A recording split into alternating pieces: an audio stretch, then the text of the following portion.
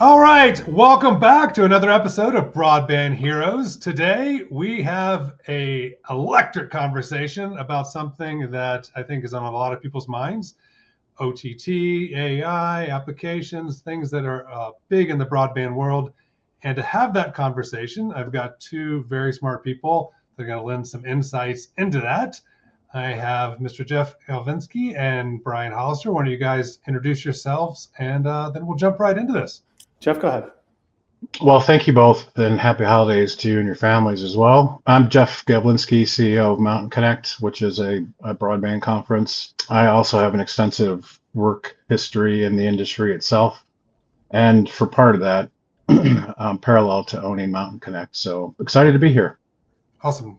Oh, and by the way, I have my own favorite hero in the background, if you can see, Superman. Oh, okay. All right. Well, hey everyone, Brian Hollister here, CEO and co-founder of Bonfire Infrastructure Group, and what we focus here on at Bonfire is really helping communities develop sustainable broadband solutions, and we help do that through broadband planning, engineering, construction, and operating their assets if they need help with that. So we really help put the whole shebang together, and we work all over the country. So really excited about having Jeff here. I can remember one of our very first shows that we ever did was at Mountain Connect when it used to be in the mountains, when it wasn't big and needed more space, but really fun to see, Mountain Connect just grow to be what it is. It's I know we enjoy going there every year, and now it's obviously in the city and Denver, that is, and which, I do miss going to the mountains, but I'm sure it's a little easier to get folks there, and it's just become such a big show. So really, congratulations to you, Jeff, all the work you do and help bringing all of us together and making each show a little bit different. And I'm excited to see what you do this next year. So yeah, I have some big changes on the horizon. So in full transparency, obviously, we know Jeff, known him for a lot of years. So this we're going to have some very open and honest conversations about the technology. So let's jump right into it. I think you guys can agree that over the next 5 years, that over-the-top applications, especially powered by AI, are going to be drastically changing a lot of industries, whether it be healthcare, education, entertainment, safety. And in our world, the things we talk about a lot, lately it's been all about infrastructure. It's about connectivity, right? It's getting connections to the home and to the business. But once that is done, what happens next? And I think, what we maybe want to start off with is, what's that one application you think that's like, man, this is going to be big as we actually get connectivity to these places? Can we say vibe coding? That'll get there. Well, it just seems like, it's so interesting that someone like myself that truly appreciates all this technology and could never code anything now can, speak into something even, right? And it do some of the work for you. And I think what that's going to do is it's going to open up just a lot more applications that individuals are off going to do. I think you're going to see a lot more businesses get creative that don't have to get nearly as big as other businesses, that they've traditionally had to, have all of this foundation before they can really even get going, right? A small business owner can be an orchestrator, right? I mean, Jeff, you can attest where these tools are providing so much more value, right, to a small business owner. And it's so interesting that, you can touch so many different areas now without being the expert, but can add impact to running your business, right? With the help of AI and of course everything that we're just seeing. I think that's going to be an interesting trend itself. I think we're going to have a lot more new businesses getting created, but they might be just one-person shows, but with a lot of tools in the background, right? Agents and things happening and helping them run their business. I think that's pretty exciting. I think the barrier of entry for a small business owner is already a lot less, dramatically. What do you think, Jeff?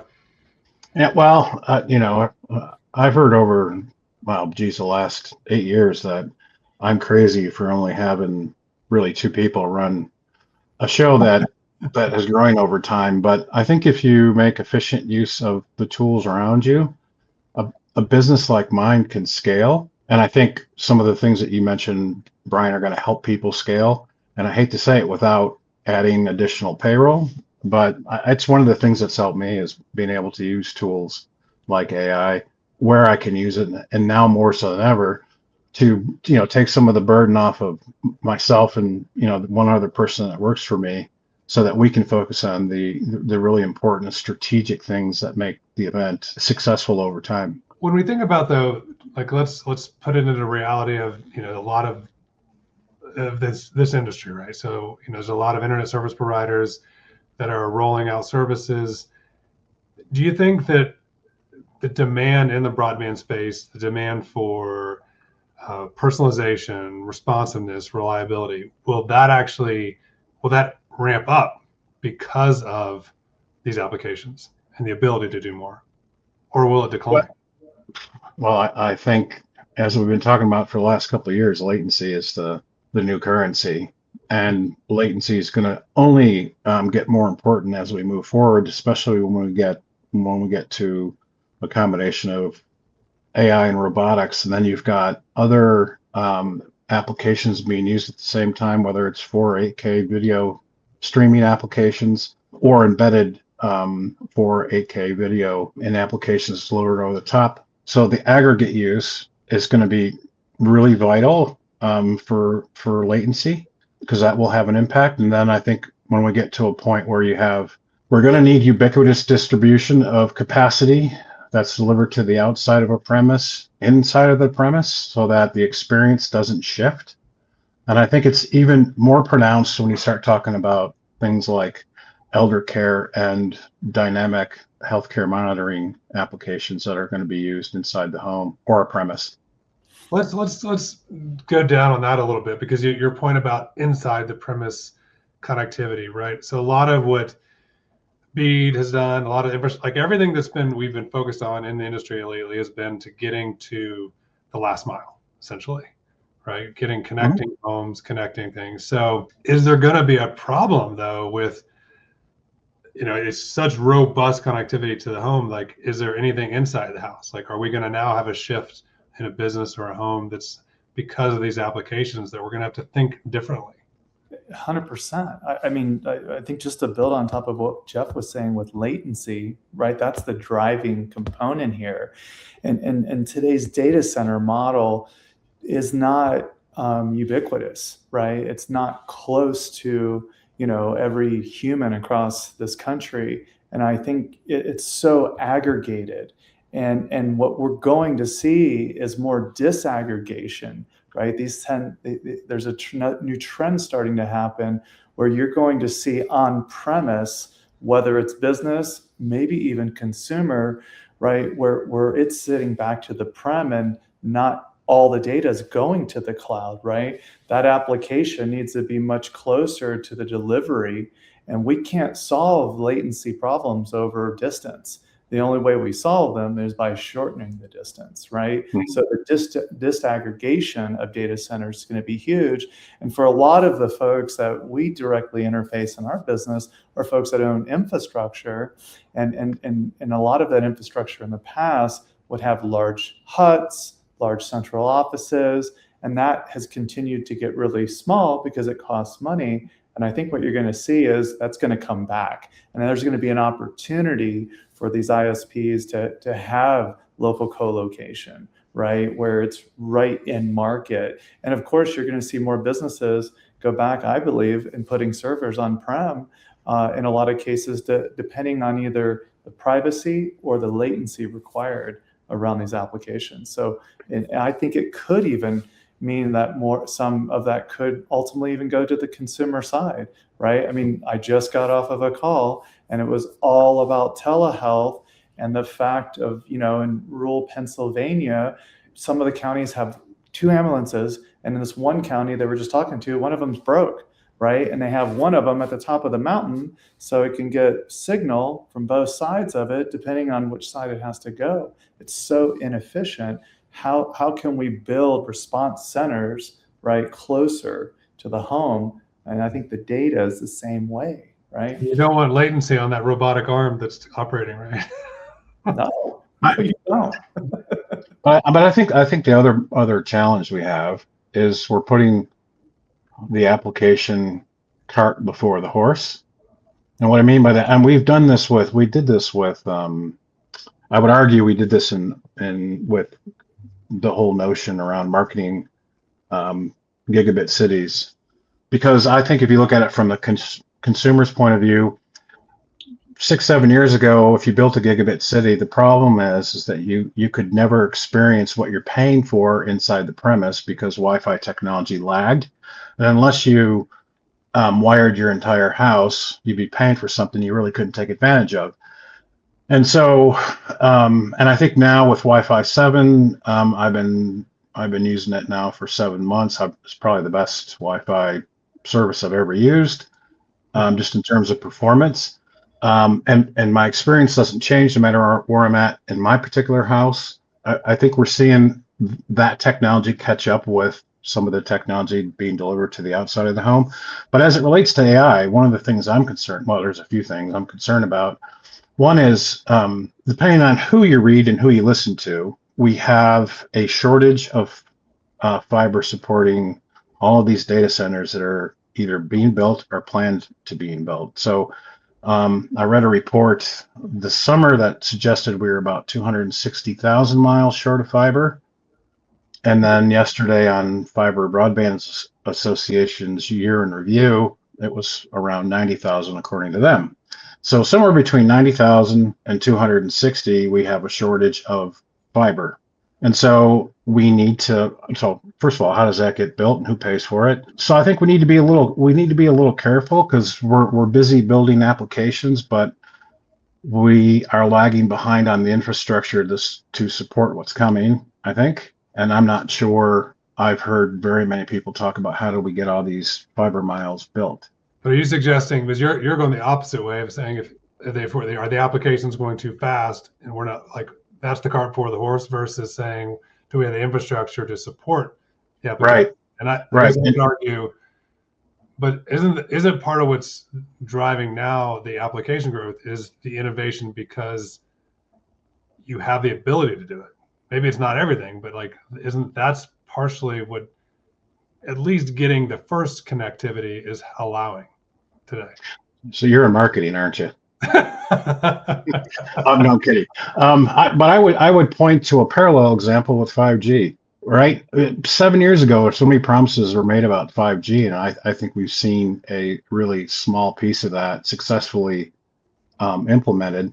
You can still drive in cities like Denver, or you could be out in rural America. I just was up in Nebraska for a few days, and on my drive back, no cell coverage, right?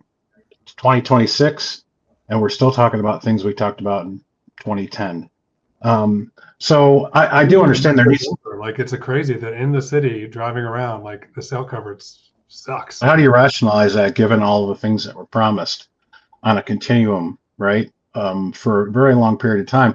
And I'm not suggesting, I know there has to be balance, but I think if you're starting to build things that can't necessarily be supported, then we need to sort of pull the brakes on it. And I would go a little bit further by saying that we need more internet exchange facilities being built, right? And not just in metro areas, but certainly in rural areas to bring technology and computing power closer to the edge. So what do you think, though, I mean, this is both of you guys, like, when you think of broadband's role, right, today, like, it's been connectivity, right? So I guess the question is this broadband's the function of getting broadband to more people?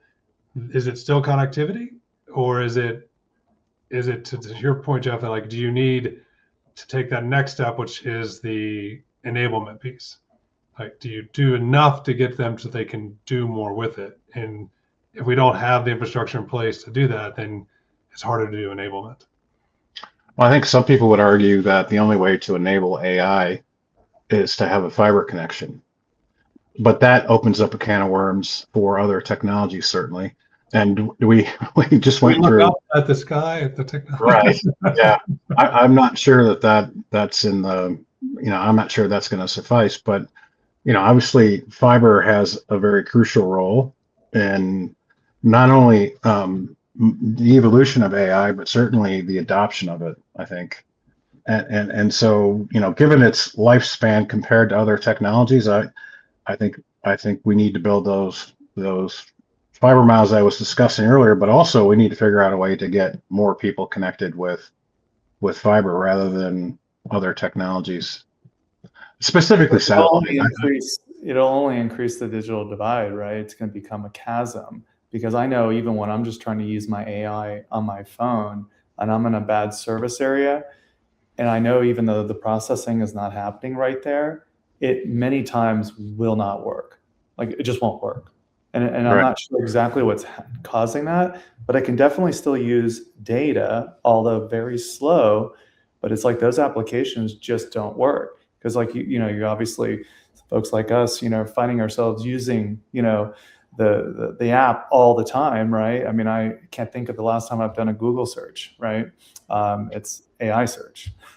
So, but it doesn't work if there's not a good connection, and Right. that's slow bit rate kind of stuff. I would assume that's happening because all that processing is happening somewhere at the data center, right?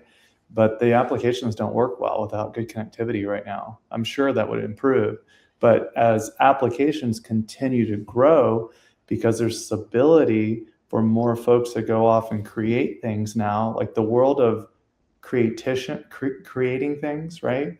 Mhm. Is I think that's what's so powerful from what's happening. But the gap now is going to get bigger, because you're not going to be able to do a lot of that work if you don't have a good connection, right? So rural America is going to be challenged, if not even more now. I just went to an AI conference in your old stomping grounds down at Fort Lewis earlier this week, which was done by, they started an AI Institute. It was really fascinating, and so much of the focus is AI. It was AI in rural America, and what they could be doing to try to keep talent, and because what's really happening in AI right now, the development and the percentage of GDP actually just eclipsed the percentage of GDP that we were spending building networks in 2000. That obviously caused a big crash. The issue back then, though, was like 650 plus companies had went IPO'd in a few years period of time that were associated with that build out. Very few had real revenue, right? In this world, all these companies have real revenue, but half of the investment from this last year was done by 4 companies. That's the difference on the concentration that one might be a little bit more concerned about. But they are real companies with real revenue. But those are some of the dynamic differences, happening now, that I think is an interesting thing to keep an eye on.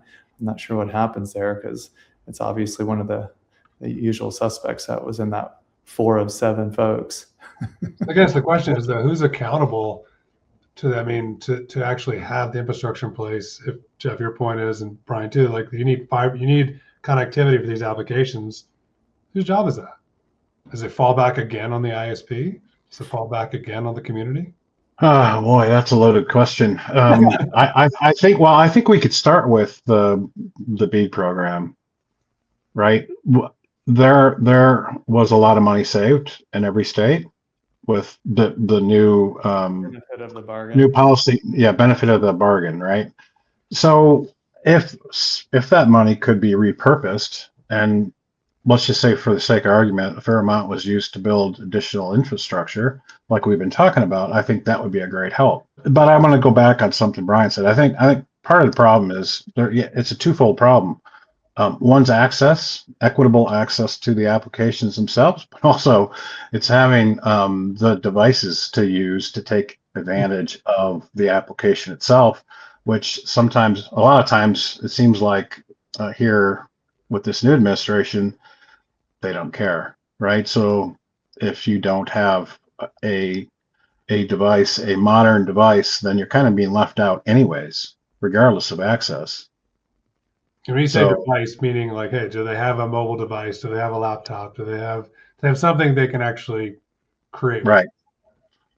Yes, something that can actually participate in a global economy. Yeah. So I think there's 2 fundamental challenges there that need to be solved, but I don't know how we get them solved, because as you know, when you get out into rural communities, the demographics change, the economics change, and it's not comparable in most cases to what you find in metro areas or surrounding metro areas as well. But do you think some of these applications can now break through that cultural piece? I mean, it's hard to argue that. I mean, you guys both mentioned, telehealth or even education. I mean, those are things that it's hard to, that kind of crosses any kind of cultural boundaries. Wouldn't you agree?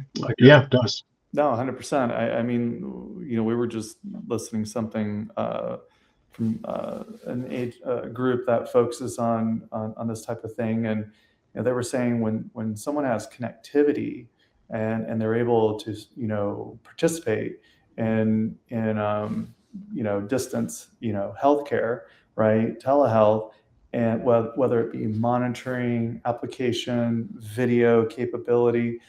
They were saying in a certain age profile that it could be up to $40,000 a year in savings. And we're arguing about high cost, right, to build to a particular, demand point, right, that could be in that price range in a lot of these areas, right, to actually build fiber. But that 40,000 was per year in savings, right? Because these folks are obviously they're not able to participate. The cost on the infrastructure and them to actually drive in could be that much more dramatic, right? Because a lot of these folks could be treated and absolutely remotely, and especially by like remote monitoring solutions. And you've got to have a very stable, connected solution for that, right?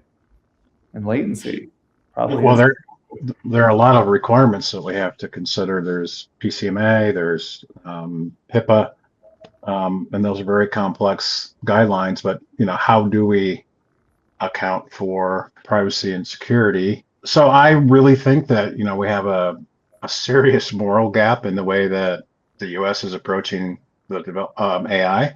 So we are allowing AI applications to scale at an extraordinary speed without putting national guardrails in place around privacy, transparency, or even responsible use.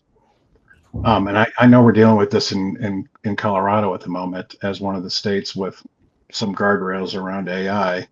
And so then when policymakers don't define, we need to have definition of protections, because eventually the burden will fall squarely on networks. So then telecom providers are going to be forced to act as the de facto gatekeepers of cybersecurity and data integrity. And these are roles that should be shared across the entire AI ecosystem and not push to the last mile infrastructure. I don't think networks should be the last line of defense. I guess it's a great point, though. I mean, we think about infrastructure. I personally don't think there's enough conversation around security. Like you can build the connectivity, but if what goes across the network, how you secure the network, and especially with AI, like it's the attack surface that's available now has quadrupled, right? It's exponentially grown. So that's a good question, though. Who is responsible? Like, if you own a network and you're providing access to somebody, are you responsible, or for the person that's downloads an application, are they responsible? There's not an answer necessarily. I mean, all right. If you don't build guardrails, then that question remains unanswered. And obviously, I totally agree with what you're saying. And the caveat, that obviously the administration is driving is to not limit the innovation. But I think and part of me as a technologist, understands that. But what we've already seen so far in the advancement of how fast the AI is moving, a little slowdown, I don't think would hurt us either, right? Right. I mean, it's amazing. I mean, there's just been nothing in our lifetimes that have been, close to this. Nick and I talk about it all the time, where it's like one of the platforms releases something that's mind blowing and the other guys can't do it. And then of course they're right behind it. I mean, they're all innovating incredibly quick.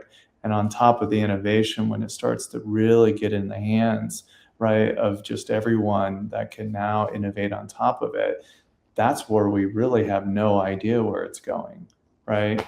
Right. who should be the ones to regulate that? The Mag 7 creating, the nucleus of it, or, the folks writing, new applications and agents, things like that. I mean, there's probably some aspect of both, right? That should have some responsibility in that. And I worry too, yeah, when the government, you want people creating those guardrails that actually understand the technology too. Right. Well, that's a very challenging thing today, right? I mean, I'm trying to learn all I can as just a business owner to see how it can impact our business in terms of how we can provide, a more affordable solution to the folks that we work for, so they can provide a more affordable service, right? So it's very impactful, but it's moving so quickly. I mean, I had to go to this AI conference, and I quickly learned that I'm so far behind, it's not even funny. I mean, there's just such advancement happening. But there's obviously an opportunity, and I think it's going to be such a force multiplier as more people understand how to work these tools, and what they're capable of doing is incredibly powerful. And that's power comes, obviously the other side of it that we're scared about too. Let's dial up the pace a little bit on this and I'm going to hit you some rapid fire fiber round questions. All right. All right. So each of these, you guys have to respond quickly. You can't, no dilly dallying around. All right. So what's one AI powered application that you think will be totally mainstream by 2030? Network optimization. That'll save some money. Okay. I have like 5 things in my head. I think, in our world, we'll see fully automated engineering, right? And design builds that are completely optimized and 100% automated from end to end.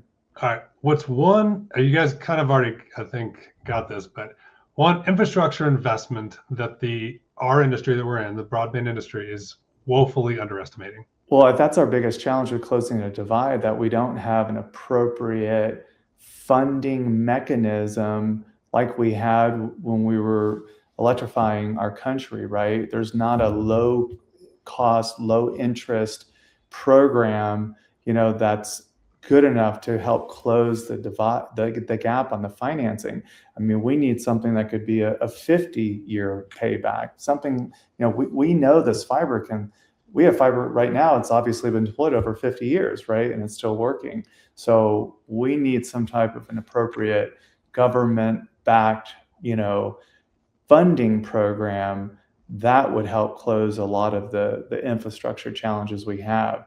One of the Dakotas has a statewide program, and that's what's helped it be very successful. And I think that would be a huge game changer. Don't give the money away free. Just provide terms that no other, that are just not available today, right?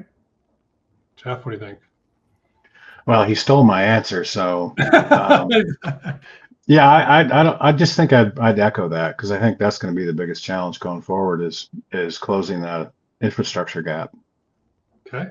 All right. What's one risk that business leaders like you two, or just business leaders in general, are ignoring right now relative to all this? Guardrails around their own infrastructure. Yeah. Honestly, keeping themselves safe and secure. I think it's going to be a bigger problem than people realize. Yeah, I mean, we've been really trying to get our head around AI, and I went to turn on AI inside the company, and just our office experience, and thank God there was someone else, that has guardrails on me. It said, no, let's not do that.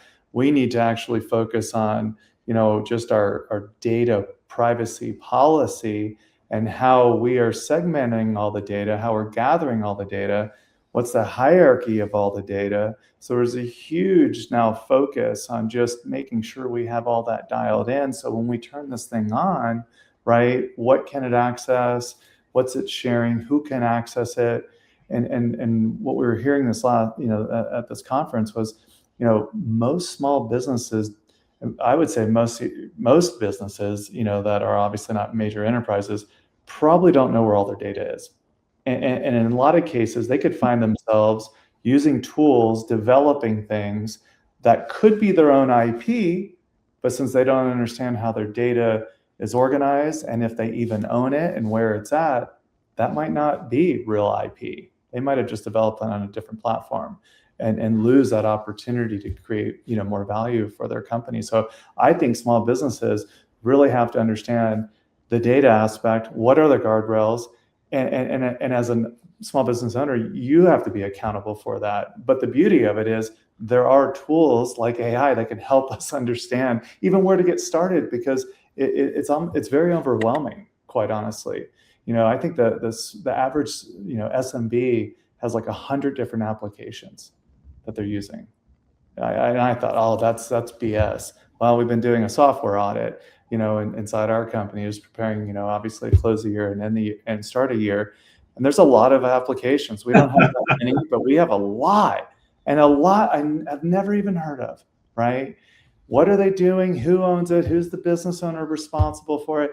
I think it gets out of control easily for a small business. And they say the average enterprise has 1,000 applications, right? Wow, that's a lot. That's a lot. We're going to finish the rapid fire fiber round here with a 2-part question. One, what scares the shit out of you right now? And what are you most excited about going into 2026? For me, sentient AI scares the crap out of me. So you're going to the Terminator kind of route, huh?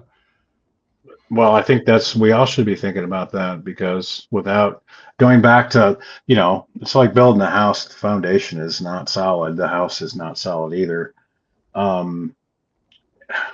We're going to get to that point faster than people realize, I think, where AI surpasses human capabilities. That's repeatable everywhere. So, like right now, I'd be a little concerned about, what they're doing in China. Chinese have dark factories that are fully operational. You know what a dark factory is? One that doesn't require light. Well, I mean, well, besides that, what is running the? Yeah, thank you. What is running? What's going on inside the factory while it's dark? I mean, I think that's probably the most meaningful thing. They're able to replace thousands of people with machines and AI, operate around the clock, and there are no vacations. There is no drama, employee drama. There aren't, there's all kinds of things you could probably come up with that they don't have to contend with. And I worry in general, because I think, once AI reaches that point, then what happens to the rest of us? I know it's a kind of a far-reaching question, but I think it'll happen faster than people realize. Well, one thing I'm excited about is, today you can have an agent, right, working for you to that point, behind the scenes, right? You ask it to gather, whatever information you're specifically looking for. It's always living, it's always grabbing it. Your laptop's, not even turned on. I love that. What scares me is I was hearing that this time next year, agents will be able to create other agents, right? So as they're tasked with something and they hit a roadblock. That happens now. That exists now.